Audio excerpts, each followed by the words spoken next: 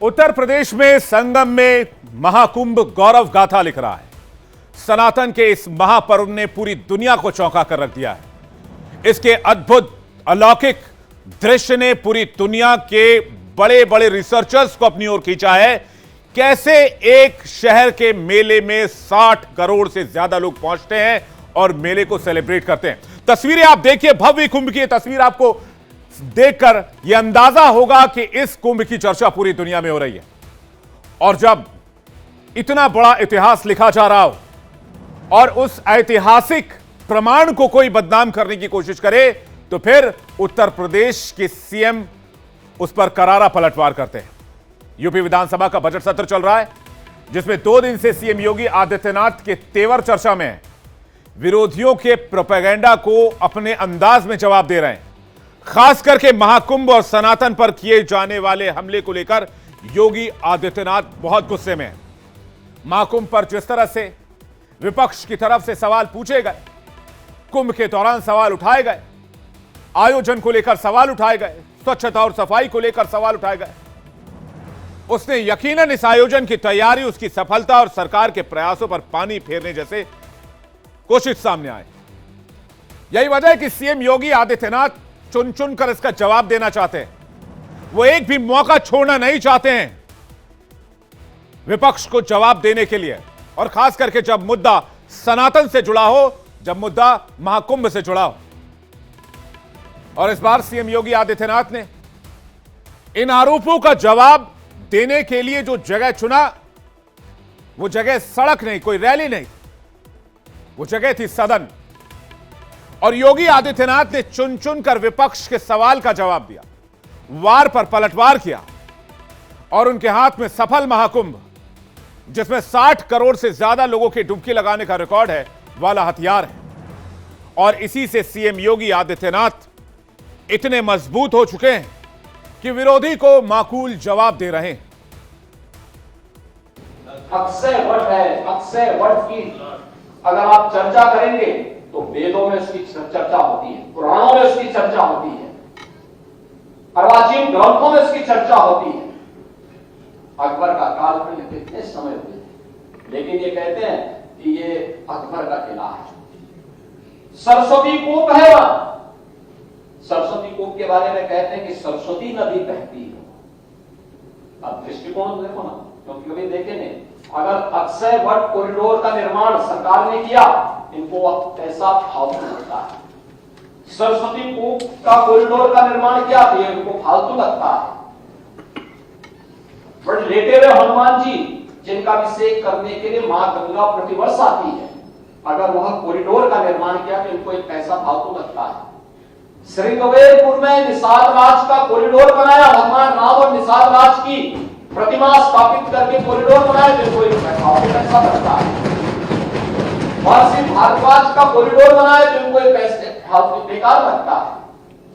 अगर हमारी सरकार महाराज सोहेल देव का भव्य स्मारक बहराइच में बनाती है, विजय स्मारक बनाती है, तो बेकार लगता है। प्रयागराज में ऐसे 12 स्मारक बनाने का काम हमारी सरकार ने महाकुंभ के दौरान किया।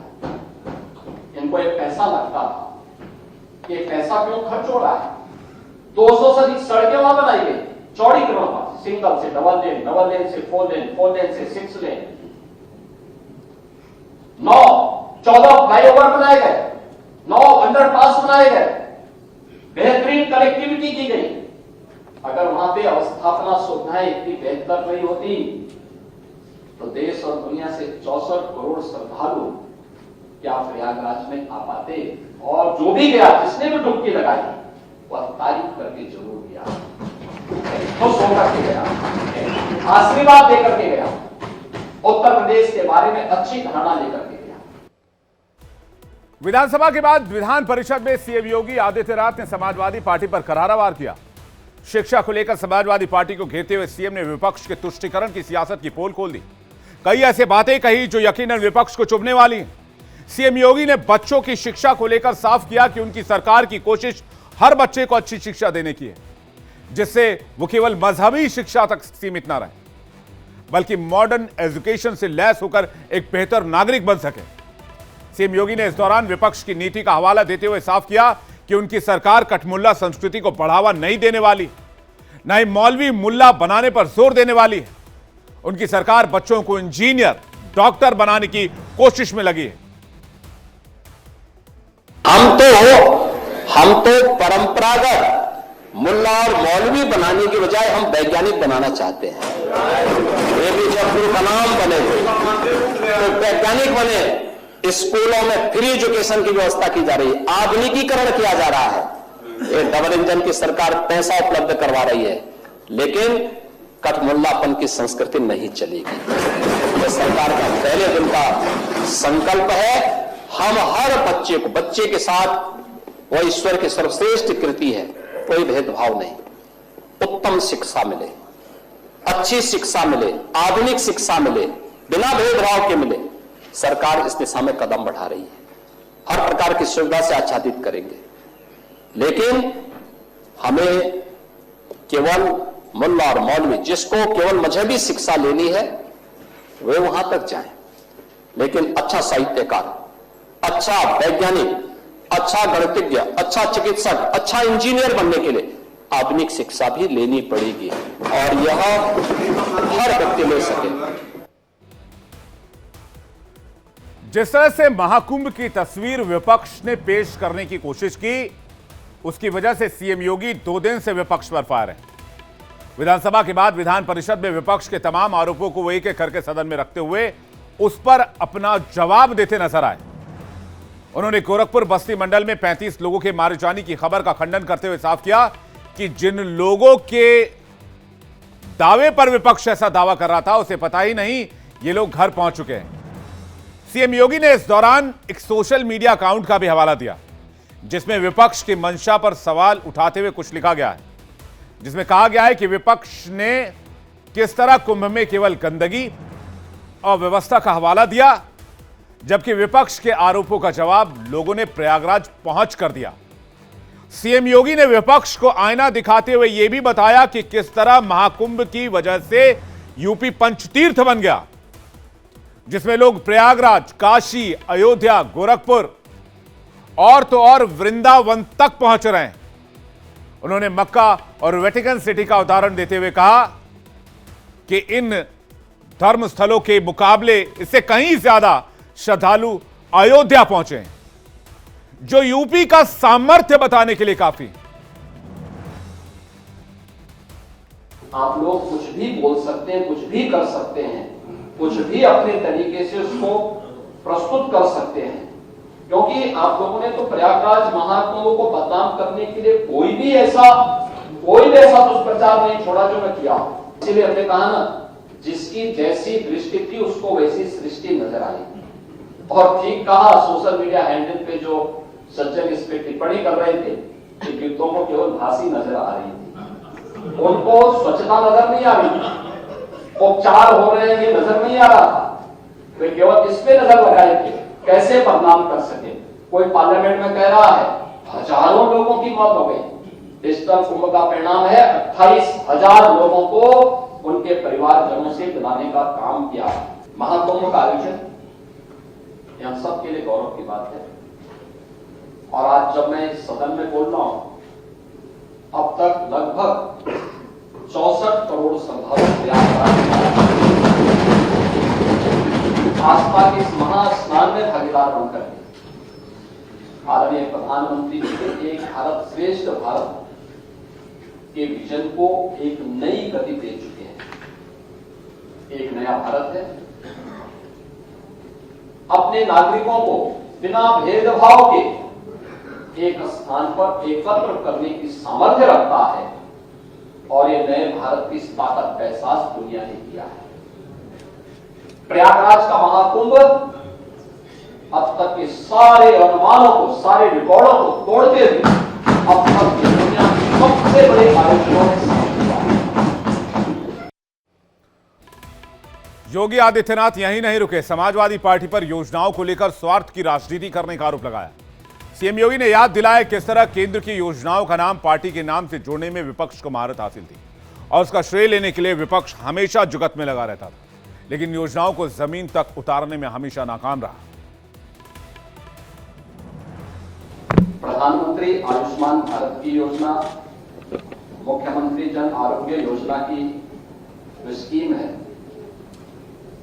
अकेले उत्तर प्रदेश में हम लोग 10 करोड़ लोगों को प्रतिवर्ष 5 लाख रुपए की स्वास्थ्य बीमा का कवर, जितने भी हमारे सरकारी कर्मचारी हैं उन्हें पंडित दीनदयाल उपाध्याय कैशलेस स्वास्थ्य स्कीम के अंतर्गत निःशुल्क स्वास्थ्य की सुविधा उनके लिए भी उपलब्ध है। मुख्यमंत्री विवेकाधीन कोष से पिछले 8 वर्ष के अंदर जितनी धनराशि दी गई है, बिना भेदभाव के, न किसी की जाति देखी जाती है, न किसी का क्षेत्र, न किसी की भाषा, और न ही किसी के बारे में अगर वह जिलाधिकारी 3 दिन के अंदर अपनी रिपोर्ट भेजता है, वह राशि उस परिवार को तत्काल उपलब्ध करने और मैं चाहूंगा कि एक बार समाजवादी पार्टी की सरकार के समय जिसके बारे में बराबर ये चर्चाएं होती थी कि केवल समाजवादी पार्टी से जुड़े हुए लोगों को ये पैसा मिलता था, शेष लोगों को नहीं मिलता था। और आपके समय में क्या होता था, यानी हर कार्य को समाजवादी नाम दे, बस सेवा भी पैसा सरकारी, लेकिन उसका नाम है समाजवादी बस सेवा। पेंशन पैसा सरकार का, लेकिन समाजवादी पेंशन की स्कीम। ऐसे ही विवेकाधीन कोष का पैसा भी समाजवादी हो गया था, लेकिन अब समाजवादी नहीं है, ये संवेदनशील तरीके से बिना भेदभाव के हर उत्तर प्रदेश वासी का उस पर अधिकार है। लेकिन महाकुंभ की दिव्यता यहीं नहीं रुकेगी। महाकुंभ में अब और कई कीर्तिमान बनने जा रहे हैं, क्योंकि महाकुंभ में अब महाशिवरात्रि के दिन 3 करोड़ से ज्यादा श्रद्धालुओं के पहुंचने का अनुमान जताया गया है। बात आखिरी अमृत स्नान की। 26 फरवरी यानी बुधवार को महाशिवरात्रि के साथ साथ होने वाले अंतिम विशेष स्नान के लिए श्रद्धालुओं की भारी भीड़ को देखते हुए शाम 6 बजे से पूरे प्रयागराज में नो व्हीकल जोन लागू कर दिया गया है। प्रशासन ने भीड़ की सुचारू आवाजाही सुनिश्चित करने के लिए प्रतिबंध लगाए हैं। हालांकि आवश्यक वस्तुओं को ले जाने वाले वाहनों को छूट दी जाएगी। कुंभ मेला पुलिस द्वारा बयान जारी करके बताया गया कि प्रशासन ने सभी आगंतुकों से दिशा निर्देशों का पालन करने और अधिकारियों के साथ सहयोग का आग्रह किया है। इसमें कहा गया है कि श्रद्धालुओं को अपने प्रवेश बिंदु के आधार पर निकटतम निर्दिष्ट घाटों पर ही स्नान करना चाहिए। दक्षिणी झूसी मार्ग से आने वाले लोगों को अरैल घाट का उपयोग करना चाहिए। उत्तरी झूसी मार्ग से आने वालों को हरिश्चंद्र घाट और पुराने जीटी घाट की ओर जाना चाहिए। परेड क्षेत्र के लोगों को भारद्वाज घाट, नागवासुकी घाट, मोरी घाट, काली घाट, राम घाट और हनुमान घाट की ओर जाने का निर्देश दिया गया है। अरैल क्षेत्र से आने वाले भक्तों को स्नान के लिए अरैल घाट का उपयोग करना चाहिए। बयान में यह भी कहा गया है कि दूध, सब्जियां, दवाएं, ईंधन और आपातकालीन वाहनों के अतिरिक्त किसी भी तरह के वाहन पर प्रतिबंध रहेगा। हालांकि आवश्यक सेवाओं पर प्रतिबंध नहीं लगाया जाएगा। डॉक्टर, पुलिस अधिकारी और प्रशासनिक कर्मचारियों जैसे सरकारी कर्मियों की भी मुफ्त आवाजाही होगी। 26 फरवरी को महाकुंभ मेले का समापन स्नान और महाशिवरात्रि का त्योहार दोनों है। ऐसे में आधिकारिक बयान में कहा गया है कि इसे देखते हुए भक्तों को अपने निकटतम घाटों पर स्नान करने और प्रमुख तीर्थस्थलों पर भीड़भाड़ से बचने के लिए स्थानीय शिव मंदिर में पूजा करने की सलाह दी जाती है। दिशा निर्देश में यह भी कहा गया है कि बड़ी संख्या में लोगों की भीड़ को नियंत्रित करने के लिए भीड़ के घनत्व के आधार पर पांटून पुलों का प्रबंधन किया जाएगा। अधिकारियों ने श्रद्धालुओं से अनावश्यक आवाजाही से बचने और अनुष्ठान पूरा करने के तुरंत बाद अपने घर लौटने का आग्रह किया है। मेला पुलिस प्रशासन ने सभी आगंतुकों से इन निर्देशों का पालन करने और भव्य धार्मिक आयोजन के दौरान व्यवस्था बनाए रखने में मदद करने की अपील की है। आपको बता दें, 12 सालों के बाद आयोजित होने वाला यह महाकुंभ मेला 13 जनवरी को शुरू हुआ था, 26 फरवरी को समाप्त होने जा रहा है। यूपी सरकार के मुताबिक इस विशाल मेले में 64 करोड़ से ज्यादा तीर्थयात्री और सनातनी आ चुके हैं, आस्था की डुबकी लगा चुके हैं। तो कल विशेष कवरेज जरूर देखिएगा महाशिवरात्रि पर, दिन भर सिर्फ इंडिया डेली पर। लेकिन इससे पहले आपको बता दें कि पंजाब से बड़ी खबर आ रही है, जहां पर भगवंत मान बुलडोजर से हिसाब करने में लगे हुए हैं। बुलडोजर मॉडल जो इन दोनों देश में काफी पॉपुलर है। फौरी सजा के तौर पर इसके तरीके की लोकप्रियता का आलम यह हुआ कि मध्य प्रदेश, राजस्थान, जहां जहां बीजेपी की सरकार है वहां वहां इस मॉडल को हाथों हाथ अपनाया गया। और ऐसा नहीं है सिर्फ बीजेपी की सरकारों में इसे अपनाया गया, गैर बीजेपी सरकारों में भी इसका इस्तेमाल होने लगा है। हालांकि बाद में सुप्रीम कोर्ट में मामला जाने के बाद सुप्रीम कोर्ट ने बुलडोजर की चाबी अपने पास रख ली। बात अगर लोकप्रियता की करें तो सिर्फ उत्तर प्रदेश ही नहीं, कई नेताओं के लिए बुलडोजर नजीर है। इसलिए बुलडोजर मॉडल को अब पंजाब सरकार ने भी अपना लिया है। बेशक आपको भरोसा नहीं हो रहा होगा, लेकिन सच है। पंजाब सरकार ने पंजाब की बदनामी रोकने, युवाओं को नशे से दूर करने की जरूरत के लिहाज से उन लोगों पर बुलडोजर एक्शन लेने का फैसला किया है जो नशे के इस ड्रग्स के इस कारोबार से जुड़े हैं और पंजाब को नशे की ओर धकेल रहे हैं। पंजाब सरकार की माने तो पंजाब सरकार ने ड्रग्स के खिलाफ बड़ी कार्रवाई में बुलडोजर का इस्तेमाल किया है। नशे की चपेट से पंजाब को मुक्त कराने के लिए मान सरकार ने प्रदेश भर में बड़े पैमाने पर अभियान चलाने का फैसला किया है। इसी सिलसिले में बीती रात सरकार ने वॉर ऑन ड्रग्स के तहत बड़ी कार्रवाई की। पंजाब पुलिस ने लुधियाना के एक ड्रग माफिया के घर सोमवार देर रात को बुलडोजर चलाया।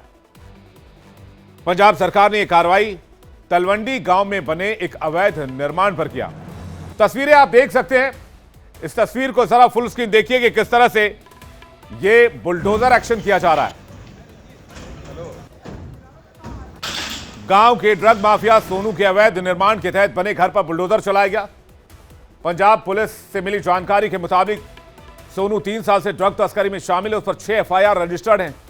पंजाब सरकार के आदेश पर सभी मुख्य सचिव ने सभी जिलों के डीसी को खत लिखकर कहा कि सरकार आने वाले दिनों में नशा तस्करी के खिलाफ बड़ा मुहिम चलाने जा रही है। मुहिम की वजह से नशे के आदी हो चुके लोगों को दिक्कत हो सकती है, इसलिए पहले ही पुनर्वास केंद्र और तमाम इंतजाम कर लिए जाएं। इन केंद्रों पर हर तरह की दवा, टेस्ट किट और इक्विपमेंट होने चाहिए। लुधियाना में ड्रग तस्कर की संपत्तियों पर हुई कार्रवाई को लेकर पुलिस कमिश्नर कुलदीप चहल ने बताया कि इस नशा तस्कर की कुछ अवैध संपत्तियां जो कि ड्रग मनी से बनाई गई थी वो आइडेंटिफाई की गई थी, जिसके बाद पुलिस ने उसके खिलाफ बुलडोजर कार्रवाई की है। इसी बुलडोजर कार्रवाई को लेकर पंजाब में बीजेपी और आम आदमी पार्टी भी आमने सामने है। पंजाब से बीजेपी के विधायक और पूर्व पंजाब बीजेपी अध्यक्ष अश्विनी शर्मा ने पंजाब की बुलडोजर कार्रवाई पर कहा कि जब यूपी में और योगी जी ऐसी कार्रवाई करते थे तो विपक्ष उन पर हमला करता था, लेकिन अब इनको बुलडोजर का सहारा लेना पड़ रहा है। अच्छी बात यह हो रहा है कि पंजाब में अगर नशे के खिलाफ कार्रवाई करनी है तो ऐसी कार्रवाई करनी पड़ेगी, क्योंकि इसमें काफी बड़ी मछलियां शामिल हैं। इस पूरे मामले पर पंजाब सरकार के पूर्व मंत्री और आम आदमी पार्टी के विधायक चेतन सिंह ने कहा कि पंजाब में अब ड्रग्स तस्करों को बख्शा नहीं जाएगा और उनके खिलाफ ऐसी ही सख्त कार्रवाई की जाएगी, चाहे इस तरह के लोग किसी भी राजनीतिक पार्टी से जुड़े हों। मछली चाहे छोटी हो या बड़ी हो, अब इनका हिसाब शुरू कर दिया गया है। ये जो कैंपेनिंग अगेंस्ट जो ड्रग्स की चली हुई है उसका एक पार्ट है कि जिन लोगों ने ड्रग्स बेच के जो प्रॉपर्टी बनाई है या ड्रग्स बेच के जो लोगों का फ्यूचर ख़राब किया, उनके खिलाफ सख्त से सख्त एक्शन लिया जाएगा। ये राहुल नाम का एक शख्स है जो अभी जेल में बंद है कमर्शियल क्वांटिटी में, और ऐसे बहुत से ऐसे लोग हैं जो हमने आइडेंटिफाई किए हुए हैं। आने वाले टाइम में उनके खिलाफ भी सख्त कार्रवाई करेंगे। इसका एक ही क्लियर मैसेज है कि कोई भी ऐसा जो इलीगल एक्टिविटी में इन्वॉल्व होगा, जो पंजाब का फ्यूचर खराब करेगा, तो वो उसको बख्शा नहीं जाएगा, उसके खिलाफ सख्त से सख्त कार्रवाई करेंगे। आगे बढ़ते हैं, बात करते हैं रूस यूक्रेन जंग की। अमेरिका में ट्रंप के राष्ट्रपति बनते ही बहुत कुछ बदल चुका है। देश के भीतर से लेकर दुनिया के कई हिस्सों तक बदलाव हो रहा है और इन बदलावों का असर पूरी दुनिया पर दिख रहा है। ताजा मामला रूस यूक्रेन जंग से जुड़े प्रस्तावों का है, जिसमें एक बार फिर बाइडेन सरकार की नीति से उलट रुख अपनाकर ट्रंप ने दुनिया को चौंका दिया है। रूस यूक्रेन जंग में जहां अब तक अमेरिका हर तरह से खुलकर जेलेंस्की का साथ देता नजर आया, उसे हर तरह की मदद मुहैया कराता नजर आया, वहीं ट्रंप ने इस मामले में उम्मीद से उलट फैसला कर डाला। उन्होंने संयुक्त राष्ट्र संघ में आए प्रस्ताव पर रूस का साथ दे दिया, जो पुतिन से उनके रिश्तों की नई कहानी कह रहा है। असल में अमेरिका ने यूक्रेन पर आक्रमण के लिए रूस को दोषी ठहराने से इनकार कर दिया। दरअसल 3 साल से चल रहे युद्ध को समाप्त करने के लिए सोमवार को संयुक्त राष्ट्र में 3 प्रस्ताव लाए गए थे। इन प्रस्तावों के खिलाफ अमेरिका ने वोटिंग की। यह पहली बार है जब रूस यूक्रेन मुद्दे पर अमेरिका अपनी यूरोपीय सहयोगी के खिलाफ कदम उठाता नजर आ रहा है। संयुक्त राष्ट्र महासभा में अमेरिका ने यूरोप समर्थित यूक्रेनी प्रस्ताव के खिलाफ मतदान में रूस का साथ दिया। इस प्रस्ताव में मॉस्को की आक्रामकता की निंदा की गई थी और रूसी सैनिकों की तत्काल वापसी की मांग को उठाया गया था। 15 सदस्यीय संयुक्त राष्ट्र सुरक्षा परिषद से पारित प्रस्ताव में 10 सदस्यों ने पक्ष में मतदान किया और फ्रांस समेत 5 देशों ने वोटिंग से परहेज किया। इस तरह से रूस यूक्रेन युद्ध को लेकर अमेरिका और यूरोप के बीच गहरे मतभेद उभर आए। संयुक्त राष्ट्र महासभा में 3 प्रस्तावों पर मतदान हुआ। पहले प्रस्ताव में रूस की आक्रामकता का निंदा करते हुए यूक्रेन से सेना हटाने की मांग की गई। इस प्रस्ताव के पक्ष में 93 और विरोध में 18 वोट पड़े। भारत समेत 65 देशों ने मतदान से परहेज किया। यानी डोनाल्ड ट्रंप ने सत्ता की कमान संभालते ही अमेरिका की नीति को अपसाइड डाउन पलट दिया है। इसका असर अमेरिका पर क्या होगा, अमेरिका यूरोप के रिश्तों पर क्या होगा, यह देखने वाली बात होगी। इंडिया बुलेटिन में फिलहाल इतना ही। देश